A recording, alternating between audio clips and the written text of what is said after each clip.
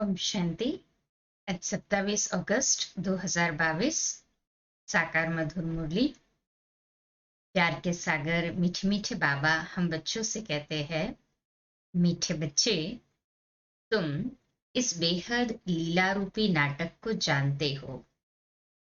तुम हो हीरो पार्टधारी। तुम्हें बाप ने आकर अभी जागृत किया है। बाबा ने हमें ड्रामा का राज समझाया और हम समझ गए।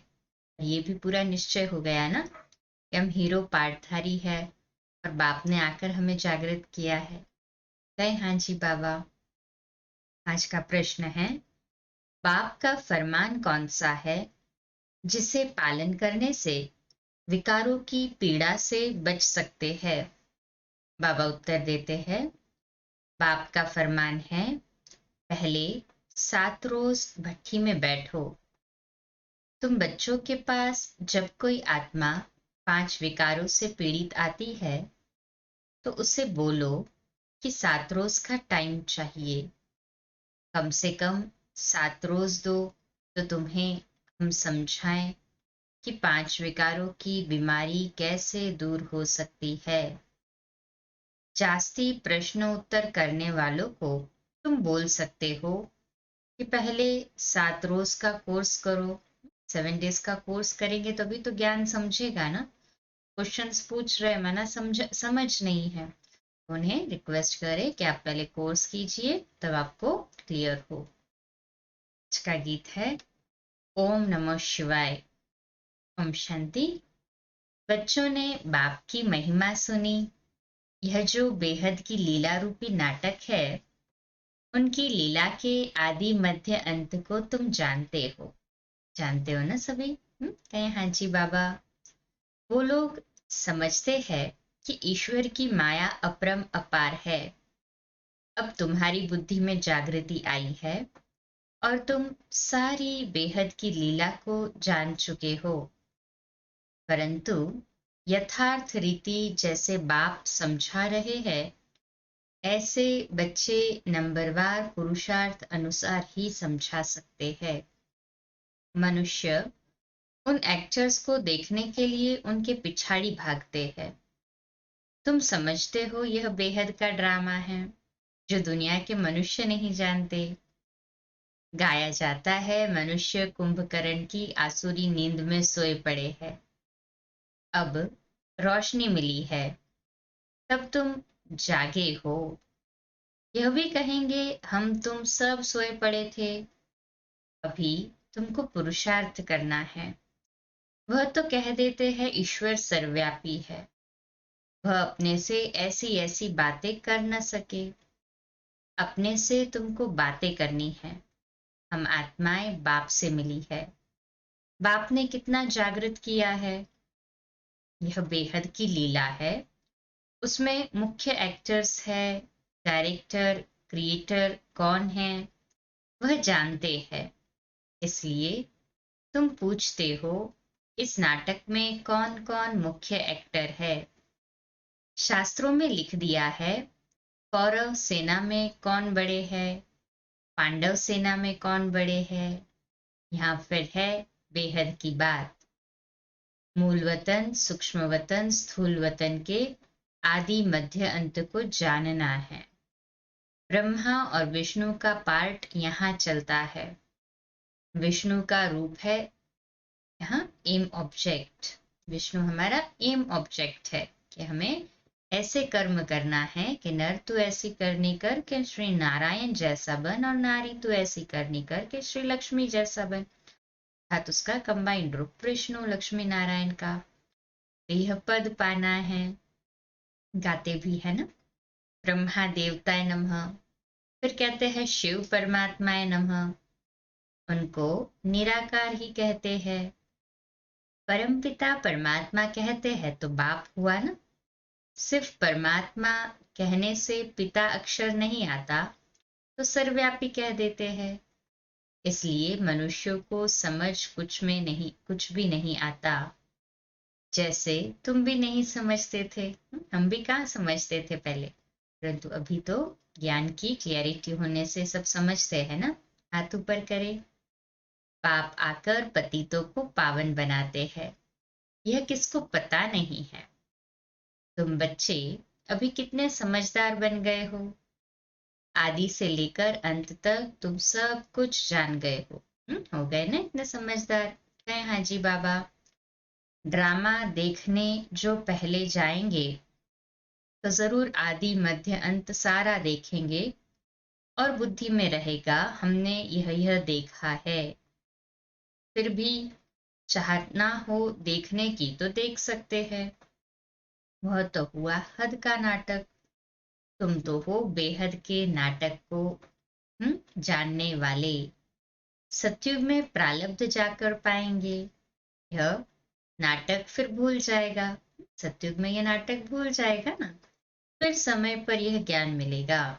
हूबहू 5000 वर्ष बाद हर संगम युगे कल्प में हमको ये ज्ञान मिलेगा।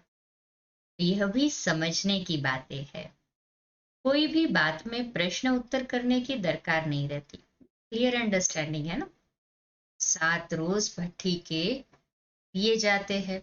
7 रोज भट्ठी के लिए इसीलिए कहा जाता है ना। परंतु 7 रोज बैठना भी बड़ा मुश्किल है। सुनने से ही घबरा जाते हैं। समझाया जाता है यह क्यों कहा जाता है, क्योंकि आधा कल्प से तुम रोगी बने हो। 5 विकारों रूपी भूत लगे हुए हैं। अब उनसे तुम पीड़ित हो। तुमको युक्तियां बतलाएंगे कि कैसे इस पीड़ा से छूट सकते हो। पाप को याद करना है, जिससे तुम्हारी पीड़ा हमेशा के लिए खत्म हो जाएगी। पाप का फरमान है कि 7 रोज भट्ठी में बैठना है। गीता भागवत का पाठ रखते हैं तो भी 7 रोज बिठाते हैं ना। यह भट्ठी है, सब तो बैठ नहीं सकते। कोई कहाँ है। आगे चलकर बहुत वृद्धि को पाएंगे। यह सब है रुद्र ज्ञान यज्ञ की शाखाएं। जैसे पाप के बहुत नाम रखे हैं, वैसे इस रुद्र ज्ञान यज्ञ के भी बहुत नाम रख दिए हैं। रुद्र कहा जाता है परमपिता परमात्मा को, सो तुम जानते हो। राजस्व अश्वमेध अर्थात यह रथ इस यज्ञ में स्वाहा करना है। बाकी जाकर आत्माएं रहती है। सबके शरीर स्वाहा होने हैं। होलिका होती है ना। विनाश के समय सबके शरीर इस यज्ञ में स्वाहा होंगे। सबके शरीरों की आहुति पड़नी है। परंतु तुम बाप से पहले वर्षा लेते हो। जाना तो सभी को है ना रेडी सभी रिटर्न जर्नी के लिए। कहे हाँ जी बाबा। रावण का बहुत बड़ा परिवार है, तुम्हारा है सिर्फ दैवी परिवार छोटा। आसुरी परिवार तो कितना बड़ा है। वह कोई देवता बनने वाले नहीं है। जो और धर्मों में कन्वर्ट हो गए हैं वह निकल आएंगे। परमपिता परमात्मा ब्रह्मा मुख द्वारा मुख वंशावली रचते हैं। बाबा ने समझाया है पहले हमेशा स्त्री को अडॉप्ट करते हैं, फिर रचना रचते हैं। वह तो है कुख वंशावली। यह सारी रचना है मुख वंशावली। तुम उत्तम ठहरे क्योंकि तुम श्रेष्ठाचारी बनते हो। तुमको सिर्फ बाप को ही याद करना है, क्योंकि ब्राह्मणों को बाप के पास ही जाना है। तुम जानते हो वापस घर जाकर फिर सतयुग में आकर पार्ट बजाना है सुख का। बहुत लोग समझते भी है, फिर भी 7 रोज देते नहीं। तो समझा जाता है यह अपने घराने का अनन्य नहीं है। अनन्य होंगे तो उनको बड़ा अच्छा लगेगा। कोई 5-8 दिन भी रह जाते हैं, फिर संग न मिलने कारण गुम हो जाते हैं, है ना। कोई 5 दिन, कोई 8 दिन, कोई 15 दिन भी रहते हैं, आते हैं क्लास करते हैं, फिर संग नहीं मिलता तो गुम हो जाते। विनाश नजदीक आएगा तो सबको यहाँ आना ही है। ये हट्टी है ना। राजस्थानी स्थापन होनी ही है। राजधानी तो यहाँ पे ही स्थापन हो रही है ना, बाबा कहते हैं। नंबरवार जैसे कल्प पहले पुरुषार्थ किया है वह अभी भी करेंगे। तुम्हारी बुद्धि में है हम बाप से वर्षा ले रहे हैं पुरुषार्थ अनुसार, है ना पक्का बुद्धि में? कहें हाँ जी बाबा। जितना हम याद करेंगे कर्मातीत बनेंगे उतना ऊंच पद पाएंगे। पहले पहले सृष्टि सतो प्रधान थी, अब तो तमो प्रधान है। भारत को ही प्राचीन कहते हैं। तुम जानते हो हम सो देवता थे, फिर 84 जन्म पास किए, अब फिर बाप के पास आए हैं वर्षा लेने। बाप आए हैं पावन बनाने, पतित बनाता है रावण। हम बेहद के मुख्य ऑलराउंड पाठधारी है, सूर्यवंशी चंद्रवंशी। चक्र लगाकर अब सूर्यवंशी से फिर ब्राह्मण वर्ण में आए हैं। ब्राह्मण तो जरूर चाहिए ना। ब्राह्मण है चोटी, ब्राह्मण चोटी रखवाते हैं। देवता धर्म भी बड़ा है, यह तो बुद्धि में है ना। हम बेहद ड्रामा में ऑलराउंडर पार्ट बजाने वाले हैं, है ना। सभी ऑलराउंड पार्ट बजाने वाले, हाथ ऊपर करें। यह वर्ण भारत के लिए ही गाया गया है, अक्सर करके विष्णु को ही दिखाते हैं। उसमें शिव बाबा और ब्राह्मणों की चोटी उड़ा दी है, वह दिखाते नहीं है। अभी तुम्हारी बुद्धि में 84 जन्मों का राज बैठा हुआ है।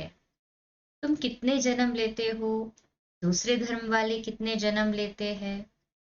एक जैसे जन्म तो नहीं ले सकते।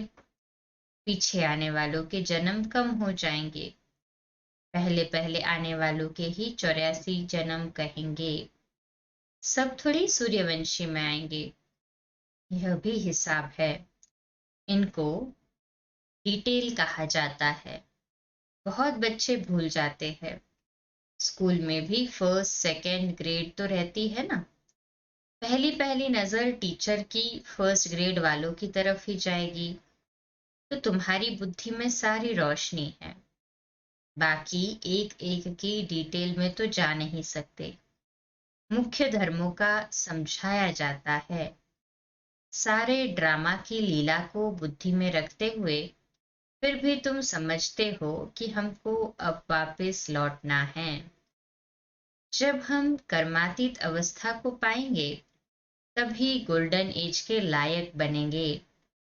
पाप को याद करने से हमारी आत्मा पवित्र बन जाएगी, फिर चोला भी पवित्र मिलेगा। बाप को याद करते करते हम गोल्डन एज में चले जाएंगे। अपना टेम्परेचर देखना होता है, जितना ऊंच जाएंगे उतना खुशी का पारा चढ़ेगा।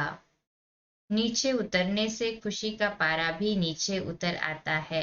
नीचे उतरेंगे तो खुशी का पारा नीचे उतर जाता है। सतो प्रधान से नीचे उतरते उतरते अब बिल्कुल ही तमो प्रधान बन पड़े हैं। इसलिए कलयुग की दुनिया में लोगों को खुशी भी नहीं है। अब बाप समझा रहे हैं, फिर भी माया घड़ी घड़ी बुला देती है। बाबा समझा रहे हैं, मुरली भी सुन रहे हैं, फिर भी बुद्धि इधर उधर चले जाएगी बीच बीच में, तो माया घड़ी घड़ी बुला देती है। यह है माया से युद्ध। माया के वश बहुत हो जाते हैं। बाप कहते हैं सच्ची दिल पर साहेब राजी होगा। कितनी अबलाएं बाप की याद में सच्ची दिल से रहती है, प्रतिज्ञा की हुई है कि हम विकार में कभी नहीं जाएंगे। विघ्न तो बहुत पड़ते हैं, प्रदर्शनी आदि में कितना विघ्न डालते हैं, बड़े फकूर से आते हैं, इसलिए संभाल भी बहुत करनी है। मनुष्यों की वृत्ति बहुत खराब रहती है, पंचायती राज्य है ना। फिर सतयुग में होते हैं 100% religious righteous lawful solvent deity government. तो तुम बच्चों को बड़ी मेहनत करनी है। चित्र भी बहुत बनते रहते हैं, इतना बड़ा चित्र हो जो मनुष्य दूर से ही पढ़ सके।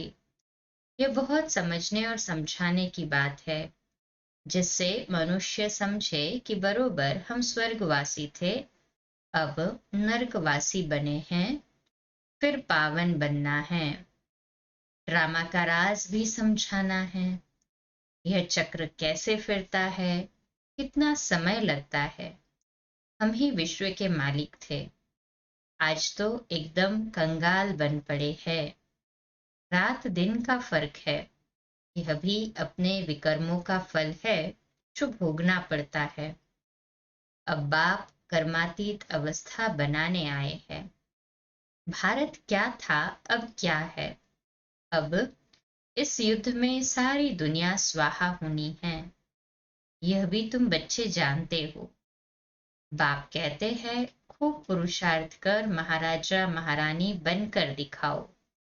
चित्रों पर बहुत अच्छी रीति समझाना है। बुद्धि में यही याद रहे कि हम कितना ऊंच थे, फिर कितना नीचे गिरे हैं। गिरे हुए तो बहुत तुम्हारे पास आएंगे। गणिकाओं अहिल्याओं को भी उठाना है। उन्हों को जब तुम उठाओ तभी तुम्हारा नाम बाला होगा। अब तक किसकी बुद्धि में बैठता नहीं है। दहली से आवाज निकलना चाहिए, वहां झट नाम होगा। परंतु अर्जुन देरी दिखाई देती है। अबलाओं गणिकाओं को बाप कितना ऊंचा कर उठाते हैं। तुम ऐसे ऐसे को जब उद्धार करेंगे, ऐसे अबलाओं गणिकाओं का जब उद्धार करेंगे, तब बाबा कहते हैं तब तुम्हारा नाम बाला होगा। बाबा कहते हैं ना, अभी तक आत्मा अर्जुन रजो तक आई है, अभी सतो तक आना है। बाबा तो कहते हैं कुछ करके दिखाओ। तुम बच्चों को तो बहुत सर्विस करनी है ना, बहुत सर्विस। रेडी है ना सेवा के लिए? कहें हाँ जी बाबा। परंतु चलते चलते कोई न कोई ग्रहचारी बैठ जाती है। कमाई में ग्रहचारी होती है ना, माया बिल्ली बेहोश कर देती है। कुल बकावली का खेल है ना। बच्चे तो खुद समझ सकते हैं कि बाप दादा के दिल पर कौन चढ़ सकते हैं। संशय की तो कोई बात नहीं। कोई प्रश्न पूछते हैं, यह कैसे हो सकता है। अरे तुम साक्षी होकर देखो। ड्रामा में जो नोंद है सो पार्ट चलना है। ड्रामा के पट्टे से गिर पड़ते हैं। जिनको समझ में आता है वह नहीं गिरते हैं। तुम क्यों गिरते हो? ड्रामा में जो नोंद है वही होता है ना। भारत में हजारों को साक्षात्कार होता है। यह क्या है? इतनी आत्माएं निकल कर आती है। इतनी आत्माएं निकल कर आती है क्या? हजारों को साक्षात्कार, कईयों को ऐसा साक्षात्कार होता है। यह सब ड्रामा का खेल समझने का है। इसमें संशय की बात तो नहीं हो सकती है ना। सभी निश्चय बुद्धि हाथ ऊपर करे। कितने संशय में आकर पढ़ाई छोड़ देते हैं, अपना ही खाना खराब करते हैं। कोई भी हालत में संशय बुद्धि नहीं बनना है। बाप को पहचानना। फिर बाप में संशय आ सकता है क्या? बाप को पहचान लिया, देखो वैसे भी लौकिक में भी जो बाप बच्चा होगा वो बाप को पहचान लेता है, फिर कभी संशय नहीं करता। तो हम तो पारलौकिक बाप पे कैसे संशय कर सकते हैं? बच्चे जानते हैं हम पतित पावन बाप के पास जाते हैं पावन बनकर। तो गाया हुआ है, पतित पावन को आना है और पतितों को पावन बनाना है। जो बनेंगे वही पवित्र दुनिया में चलेंगे और अमर बनेंगे। बाकी जो पवित्र नहीं बनेंगे वह अमर नहीं होंगे। तुम अमर दुनिया के मालिक बनते हो। बाप कितना ऊंच वर्षा देते हैं। पवित्र ऐसा बनते हैं जो फिर 21 जन्म पवित्र रहते हैं। सन्यासी तो फिर भी विकार से जन्म लेते हैं, अमरपुरी के लायक नहीं बनते हैं। अमरपुरी का लायक बाबा बनाते हैं। यह अमर कथा पार्वतियों को अमरनाथ बाबा शिव ही सुना रहे हैं। तो हम सब पार्वतियां है ना, और शिव बाबा अमरनाथ हम पार्वतियों को अमर कथा सुना रहे हैं। नशा चढ़ा है? हाँ जी बाबा। बच्चे आए हैं बेहद बाबा के पास, वर्षा तो लेना ही है ना। यहाँ सागर के पास आते ही है रिफ्रेश होने के लिए, फिर जाकर आप सामान बनाना है। तो बच्चों का ही यह धंधा हुआ। अच्छा, मीठे मीठे सिकिलदे बच्चों प्रति माता पिता बाप दादा का याद प्यार और गुड मॉर्निंग। रूहानी बाप की रूहानी बच्चों को नमस्ते। हम रूहानी बच्चों की रूहानी माता पिता बाप दादा को याद प्यार, गुड मॉर्निंग और नमस्ते। वाह बाबा वाह, शुक्रिया बाबा, शुक्रिया। धारणा के लिए मुख्य सार है, पहली पॉइंट, किसी भी बात में संशय नहीं उठाना है। ड्रामा को साक्षी हो देखना है। कभी भी अपना रजिस्टर खराब नहीं करना है। दूसरी पॉइंट है, कर्मातीत अवस्था तक पहुंचने के लिए याद में रहने का पूरा पुरुषार्थ करना है। सच्चे दिल से बाप को याद करना है। अपनी स्थिति का टेम्परेचर अपने आप देखना है। आज का मीठा वरदान है, संतुष्टता के खजाने द्वारा हद की इच्छाओं को समाप्त करने वाले सदा संतुष्ट मणि भव। इसका विश्लेषण है, जिनके पास संतुष्टता का खजाना है उनके पास सब कुछ है। जो थोड़े में संतुष्ट रहते हैं उन्हें सर्व प्राप्तियों की अनुभूति होती है, और जिनके पास संतुष्टता नहीं तो सब कुछ होते भी कुछ नहीं है, क्योंकि असंतुष्ट आत्मा सदा इच्छाओं के वश होती है। उसकी एक इच्छा पूरी होगी तो और 10 इच्छाएं उत्पन्न हो जाएगी। इसलिए हद के इच्छा मात्रम अविद्या, तब कहेंगे संतुष्ट मणि। तो है ना सभी संतुष्ट मणि है। हाँ जी बाबा। तो आज का हमारा स्वमान लिखने के लिए और अभ्यास करने के लिए, मैं सदा संतुष्ट मणि आत्मा हूँ। मैं सदा संतुष्ट मणि आत्मा हूँ। आज का स्लोगन है, स्मृति का स्विच सदा ऑन रहे तो मूड ऑफ हो नहीं सकता।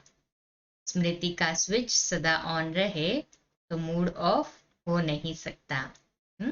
सदैव आत्मस्मृति और परमात्मा बाप की स्मृति रहेगी तो हमेशा खुशनुमा रहेंगे, कभी मूड ऑफ होगा ही नहीं। अच्छा,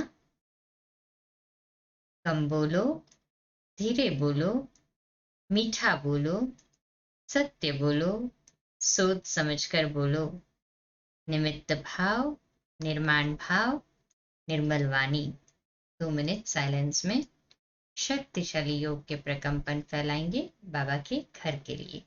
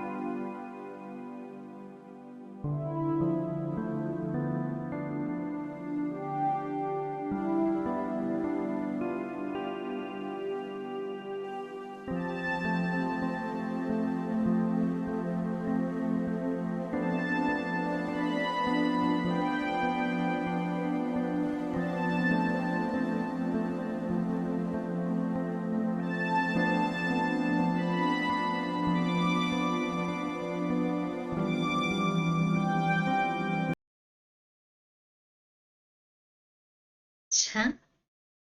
ओम शांति। ओम शांति। ओम शांति।